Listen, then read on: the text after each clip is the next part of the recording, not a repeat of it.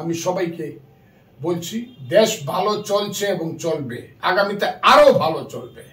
জিনিসপত্রের দাম কমবে, মানুষের আশা আকাঙ্ক্ষার প্রতিফলন হবে, পূরণ হবে। আপনারা একটু ধৈর্য ধরেন, প্রত্যেককে, রাজনৈতিক দল এবং ব্যক্তিকে আমি বলছি একটু ধৈর্য ধরেন, দেশ ভালো চলবে।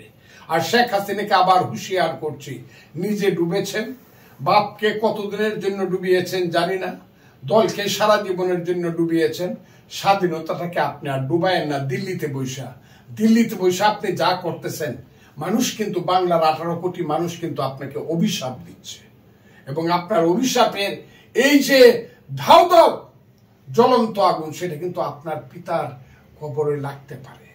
আপনাকে আল্লাহর দোয়াই দিচ্ছি, দিল্লিতে বসে আপনি ষড়যন্ত্র করেন না। আওয়ামী লীগ নেতা কর্মীদের ভাষা আমি আর দিব না। আমি এই কারণে দিব না যে এক সময় আওয়ামী লীগের 15ই আগস্ট হয়েছিল, সেই সময় আমরা ছিলাম, এখন আর কেউ নাই। আওয়ামী লীগ 21 বছর পরে 75-এর পরে 96 আইসা দাঁড়াইছিল, আর এখন লাগবো 3-25-75 বা 63 বছর লাগবে আওয়ামী লীগ নামে একটা দলের নাম নিতে। এটা হলো আমার ধারণা। যারা লাফাইতেছে, ওই যে মাছটা, ওই এইটাকে বলে কি মাছ, কই মাছটাকে কাইটা ছাড়ে দিলেও কতক্ষণ লাফায়, পরে মরে দেয়। কই মাছের মতো লাফানো ভালো না। আওয়ামী লীগের নেতা কর্মীরা গ্রামে আছে, এরা বুঝে না, ও বুঝ, একটা হই হই কইলে পরে, ডাক দিলে পরেই ওই জয় ভাই ফোন করছে করে লাফায় উঠে। আমি তাদেরকে বলবো, কই মাছের মতো লাফায় না।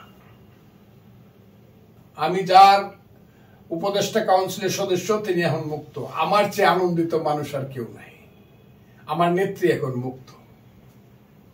আমি নেত্রীর সঙ্গে আলাপ করে সবকিছু বলবো। তবে আমার ধারণা, বিএনপি অতীত থেকে শিক্ষা নিয়ে ভবিষ্যতের জন্য তারা প্রিপেয়ার্ড হবে এবং ভালো চলবে। অতীত থেকে শিক্ষা নিতে হবে। আর যদি অতীতের মতোই কিছু ভুল করে, তাহলে আবার তাদেরকে এইসব সাফার করতে হবে। বিএনপি একা উদ্ধার হয় নাই, ছাত্ররা আয়েশার সহযোগিতা করিয়া, বলবো না, ছাত্ররা প্রধান রোল প্লে করিয়া আমাদেরকে উদ্ধার করছে। এই কথাটা মনে রাখতে হবে। বিএনপিকে সংশোধন, যদি কোনো ত্রুটি থেকে থাকে, হতে হবে।